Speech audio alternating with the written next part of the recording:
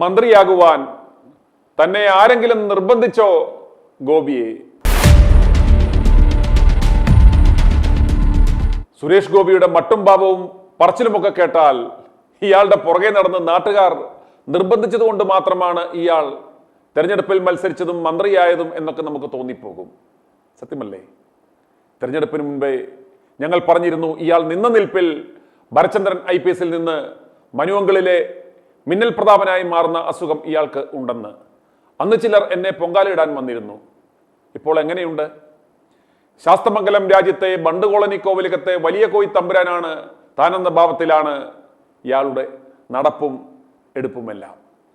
ഇക്കഴിഞ്ഞ ജൂലൈയിൽ കേന്ദ്ര സർക്കാർ രാജ്യസഭാംഗമായി നിർദ്ദേശിച്ച കണ്ണൂർ കൂത്തുപറമ്പ് ഉരുവച്ചാൽ സ്വദേശി സദാനന്ദന്റെ മട്ടന്നൂരിലെ MP ഓഫീസ് ഉദ്ഘാടനം ചെയ്ത ശേഷം നടത്തിയ ആ പ്രസംഗത്തിലാണ് സുരേഷ് ഗോപി ഈ മന്ത്രിപ്പണി കൊണ്ടൊന്നും കാശുണ്ടാക്കുവാൻ പറ്റുന്നില്ല, ഇതിലും ഭേദം പഴയ അഭിനയത്തൊഴിലിന് പോകുന്നതായിരുന്നു നല്ലത് എന്ന് ഇദ്ദേഹം പരസ്യമായി പറഞ്ഞത്. സിനിമയാണ് തനിക്കേറെ താല്പര്യമുള്ള മേഖലയെന്നും അവിടെ നിന്ന് മാറി നിൽക്കേണ്ടി വന്നതിനാൽ വലിയ വരുമാനം നിലച്ചെന്നും തന്നെ ഒഴിവാക്കി സദാനന്ദനെ മന്ത്രിയാക്കണമെന്നാണ് ആഗ്രഹമെന്നും കേന്ദ്ര സഹമന്ത്രി സുരേഷ് ഗോപി പറഞ്ഞു. വൈകാതെ ഇതൊരു മന്ത്രിയുടെ ഓഫീസായി മാറട്ടെ എന്ന് പ്രാർത്ഥിക്കുന്നു എന്നും സുരേഷ് ഗോപി പറയുകയുണ്ടായി. തെരഞ്ഞെടുപ്പിൽ മത്സരിക്കാതെ ജയിക്കാതെ ഏതു വാളിക്കും MP-യും സഹമന്ത്രിയും ഒക്കെ ആകാം എന്ന അവസ്ഥയുള്ളത് കൊണ്ടായിരിക്കാം ഒരുപക്ഷെ സുരേഷ് ഗോപി ഇപ്രകാരം പറഞ്ഞത്. കേരളത്തിൽ ആദ്യമായി ജനങ്ങൾ തിരഞ്ഞെടുത്ത MP എന്ന നിലയിൽ പാർട്ടിക്ക് തന്നോട് ഉത്തരവാദിത്തമുണ്ടാവാം. ആ ഉത്തരവാദിത്തത്തിന്റെ പുറത്താണ് തന്നെ കേന്ദ്രമന്ത്രിയാക്കിയത്. ആത്യന്തികമായി മനുഷ്യനായി ജീവിക്കണം, രാഷ്ട്രീയക്കാരനായി ജീവിക്കണമെന്ന് ആഗ്രഹമില്ല, പ്രയാസങ്ങൾ മറച്ചുപിടിച്ച് ഇളിച്ചു കാണിക്കുന്ന രാഷ്ട്രീയക്കാരനാകുവാൻ തയ്യാറല്ല, വിളക്കച്ചിരിച്ച് കാണിക്കുന്നവർ അപകടത്തിലേക്ക് ചാടിക്കുന്നവരാണെന്നും സുരേഷ് ഗോപി പറയുകയുണ്ടായി. സദാനന്ദനെ മന്ത്രിയാക്കിയാൽ അത് രാഷ്ട്രീയ ചരിത്രമാകും. അദ്ദേഹത്തിന്റെ MP ഓഫീസ് തുറന്നു. അദ്ദേഹത്തെ MP-യുടെ കസേരയിൽ പിടിച്ചിരുത്തുമ്പോഴും ഞാൻ പ്രാർത്ഥിച്ചത് ഏറെ വൈകാതെ ഇതൊരു മന്ത്രിയുടെ ഓഫീസായി മാറട്ടെ എന്നായിരുന്നു. ഒരു മന്ത്രിയെ ആ കസേരയിലേക്ക് പിടിച്ചിരുത്തുവാൻ ഞാൻ എത്തണേ എന്നാണ് പ്രാർത്ഥന. കേരളത്തിൽ നിന്ന് ആദ്യമായി ജനങ്ങൾ തിരഞ്ഞെടുത്ത MP എന്ന നിലയിൽ പാർട്ടിക്ക് ഒരു ഉത്തരവാദിത്തം ഉണ്ടാവാം. ആ ഉത്തരവാദിത്തത്തിന്റെ പുറത്താവാം എന്നെ മന്ത്രിയാക്കിയത്. ഞാൻ ആത്മാർത്ഥമായി പറയുകയാണ്, എന്നെ ഒഴിവാക്കി ഇദ്ദേഹത്തെ മന്ത്രിയാക്കിയാൽ അത് കേരളത്തിൽ പുതിയ രാഷ്ട്രീയ ചരിത്രമാകും എന്നാണ് വിശ്വാസം. ഞാൻ ചെയ്യേണ്ട കാര്യങ്ങൾ കൂടി ഇദ്ദേഹത്തെ കൊണ്ട് ചെയ്യിപ്പിച്ചെടുക്കണം. ഓർക്കണം, തിരുവനന്തപുരത്ത് നിന്നും അങ്ങ് തൃശ്ശൂരിൽ വന്ന് വീടെടുത്ത് അട്ടിപ്പേറി കിടന്ന് ഞാൻ ഇതങ്ങ് എടുക്കാൻ എനിക്ക് തരാമോ എന്നൊക്കെ ചോദിച്ച് നാണം കെട്ട് മെഴുകി കുട്ടികളുടെ മൂക്കള വരെ തുടയ്ക്കുകയും പള്ളിയിൽ മുട്ടിൽ ഇഴയുകയും മാതാവിന് കുടുംബസമേതം എത്തി മുക്കുകിരീടം സമർപ്പിക്കുകയും ഒക്കെ ചെയ്ത മുതലാണ്, ജയിക്കുവാൻ അങ്ങനെ പാടുപെട്ട മുതലാണ് ഇന്ന് പഴയതെല്ലാം മറന്നു നിന്ന് ഈ പറയുന്നത് എന്ന് നിങ്ങൾ ഓർക്കണം. 2 പ്രാവശ്യം നിന്ന് ഭേഷായി തോറ്റു. ഇനി തോറ്റാൽ ഈ മുതലെങ്ങാനും പോയി വല്ല ആത്മഹത്യയും ചെയ്ത് കളയുമോ എന്ന് ഭയന്നാണ് തൃശ്ശൂർകാർ ഈ മുതലിനെ സഹികെട്ട് ജയിപ്പിച്ചു വിട്ടത് എന്ന് നിങ്ങൾ ഓർക്കണം. ഇതിപ്പോൾ ഇങ്ങനെയായി. ഗോപിയോട് ഞങ്ങൾക്ക് പറയുവാനുള്ളത്, ചോദിക്കുവാനുള്ളത്, തന്നോട് ആരെങ്കിലും ജനങ്ങൾ ആവശ്യപ്പെട്ടോ ഇനി സിനിമയിലൊന്നും അഭിനയിക്കേണ്ട, താങ്കൾ ദയവായി തെരഞ്ഞെടുപ്പിൽ ഞങ്ങൾക്ക് വേണ്ടി മത്സരിക്കണം, മന്ത്രിയാകണം, ഞങ്ങളെ സേവിക്കണം എന്ന്? ഇല്ല. യഥാർത്ഥത്തിൽ ഇയാളെ ജയിപ്പിച്ചു വിട്ട തൃശ്ശൂരിലെ ജനങ്ങളെയാണ് പറയേണ്ടുന്നത്. ഇതുപോലെ തലയ്ക്ക് വെളിവില്ലാത്ത ഒരുവനെ ജയിപ്പിച്ചു വിട്ടതിന് BJP പോലും ഇപ്പോൾ വിഷമിക്കുകയാണ്, വിലപിക്കുകയാണ്. ഇതുപോലൊരു മുതുപാഴിനെയാണല്ലോ തങ്ങൾ മത്സരിപ്പിച്ചത് എന്നോർത്ത്. ഇയാൾ കാരണം കുറഞ്ഞത് വരുന്ന 10 വർഷം കേരളത്തിൽ BJPക്ക് ഒരൊറ്റ സ്ഥാനാർത്ഥിയെ പോലും വിജയിപ്പിക്കുവാൻ സാധ്യമല്ല. കാരണം ഇതാണല്ലോ അവസ്ഥ. അത്രത്തോളം ഈ ഗോപി ജനങ്ങളെ വെറുപ്പിച്ചു കളഞ്ഞു. ഇദ്ദേഹത്തിന്റെ മട്ടും ഭാവവും ഒക്കെ കണ്ടാൽ ഗോപി മഹാരാജാവും ബാക്കിയുള്ളവന്മാർ ഇയാളുടെ അടിയാളന്മാരുമാണ് എന്ന ഭാവമാണ്. അത് ശാസ്തമംഗലം അടുക്കളയിൽ മാത്രം ചിലവാകും എന്ന് മാത്രം ഗോപി മനസ്സിലാക്കുക. ഇവിടുത്തെ മണ്ടന്മാരായ ജനങ്ങൾ ഇത് കണ്ടെങ്കിലും ഇനി പഠിക്കണം.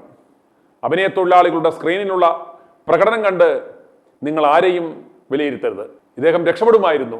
കൂടെ സ്ക്രിപ്റ്റ് എഴുതി കൊടുക്കുവാൻ രഞ്ജിപ്പണിക്കരും സംവിധാനത്തിന് മിനിമം ഷാജി കൈലാസും വേണമായിരുന്നു. അല്ലെങ്കിൽ ഇതുപോലെ പൊട്ടിക്കീറിപ്പോകും, ചെമ്പ് തെളിയും. സുരേഷ് ഗോപി കഴിഞ്ഞ ദിവസം നടത്തിയ ആ പ്രസംഗത്തിൻ്റെ പ്രസക്ത ഭാഗം കാണാം. അനുഭവിച്ചോ?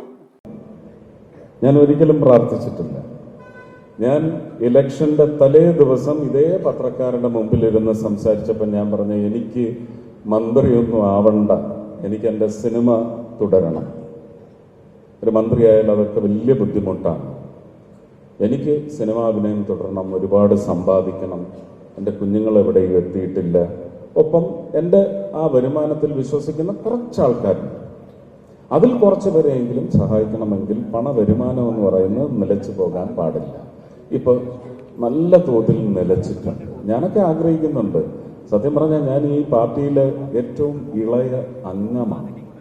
ഞാൻ 2016 ഒക്ടോബർ 28-നാണെന്നാണ് എൻ്റെ ഓർമ്മ മെമ്പർഷിപ്പ് എടുക്കുന്നത്.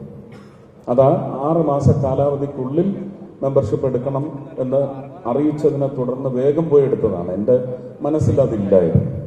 അങ്ങനെ ഏറ്റവും ഇളയ പാർട്ടി അംഗത്തിനെയാണ്, അതൊരു പക്ഷേ മാൻഡേറ്റിനുള്ള മര്യാദയാണ്. കേരളത്തിൽ നിന്ന് ആദ്യത്തെ ജനങ്ങൾ തിരഞ്ഞെടുത്ത ഒരു MP എന്ന നിലയ്ക്ക് പാർട്ടിക്ക് അങ്ങനെ ഒരു ഉത്തരവാദിത്വം ഉണ്ടാവാം. ആ ഉത്തരവാദിത്വത്തിന്റെ പുറത്താവാം എന്നെ ഒരുപക്ഷെ മന്ത്രിയാക്കി. ഞാൻ പക്ഷെ ഇവിടെ വെച്ച് ഞാൻ ആത്മാർത്ഥമായി പറയുന്നു, എന്നെ ഒന്ന് ഒഴിവാക്കി ഇദ്ദേഹത്തെ മന്ത്രിയാക്കിയാൽ അത് കേരളത്തിലെ പുതിയ രാഷ്ട്രീയ ചരിത്രമാവും എന്ന് തന്നെയാണ് എൻ്റെ വിശ്വാസം. എന്തായാലും കൈയടിക്കാത്ത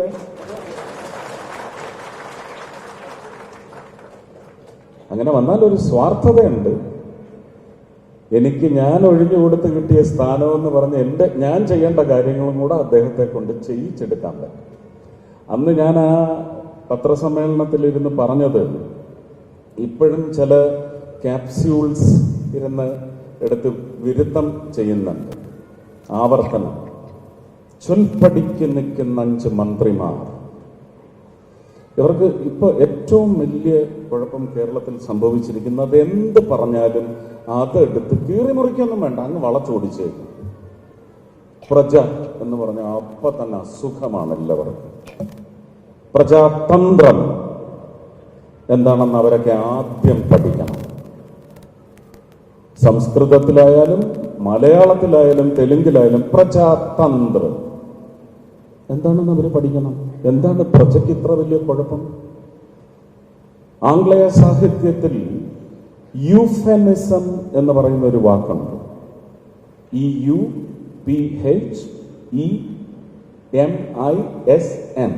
SM ഉള്ളതുകൊണ്ട് ഉടനെ ആ കമ്മ്യൂണിസം ആണെന്നൊന്നും വിചാരിക്കരുത്. ആ ഇസമല്ല, യൂഫെമിസം. ഒരു ഉദാഹരണം പറഞ്ഞാൽ, നമ്മൾ സ്കാവഞ്ചേഴ്സ് എന്ന് വിളിച്ചിരുന്നു. ആ ജോലി ചെയ്യുന്നവരെ സ്കാവഞ്ചേഴ്സ് എന്ന് വിളിച്ചിരുന്നത് അയോഗ്യമായ ഒരു വിളിയാണ്, വിളിപ്പേരാണ്, വിളംബരമാണ് എന്ന് മനസ്സിലാക്കിക്കൊണ്ട് ആംഗ്ലേയ സാഹിത്യത്തിൽ നിന്ന് കടമെടുത്ത ഒരുപക്ഷെ സ്കാവഞ്ചർ എന്ന് പറയുന്ന നമ്മുടെ ലെക്സിക്കനിലുള്ള ഒരു വാക്കിനെ മാറ്റി സാനിറ്റേഷൻ എൻജിനീയേഴ്സ്. 10ാം ക്ലാസ് വരെ ചിലപ്പോൾ പഠിച്ചിട്ടുണ്ടാവില്ല അവര്. പക്ഷെ അവരെ ഇന്ന് വിളിക്കുന്നത് സ്കാവഞ്ചേഴ്സ് എന്ന് വിളിക്കാൻ പാടില്ല. Sanitation engineers. അവർ എൻജിനീയേഴ്സ് അല്ല, പക്ഷെ അതിന് യൂഫെമിസം എന്ന് പറയും. ജനതയ്ക്ക് യൂഫെമിസം നൽകിയ വാക്കാവണം പ്രജ. അതിനുടനെ ഇപ്പുറത്ത് രാജാവുണ്ടെന്നല്ല, രാജനീതി എന്ന് പറയുന്നതും ഉണ്ടെന്ന്. ഇതൊക്കെ ഈ പറയുന്ന ഒരു കാലഘട്ടത്തിൽ മാറുമറയ്ക്കാൻ അനുവദിക്കാത്ത കാലഘട്ടം എല്ലാം എടുത്ത് ഉദ്ധരിച്ച് ഇന്ന് വോട്ട് വാങ്ങാൻ നടക്കുന്ന നികൃഷ്ട ജീവികളുടെ ഒരു തന്ത്രമാണ് ഈ വാക്കുകളൊക്കെ എടുത്തു വെച്ച് വിരുദ്ധം ചെയ്യുക എന്നുള്ളത്.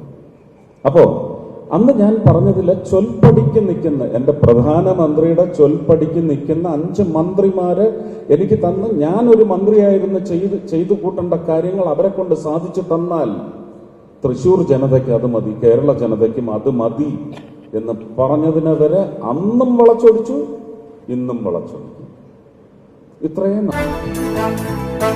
i2i News, an eye for truth.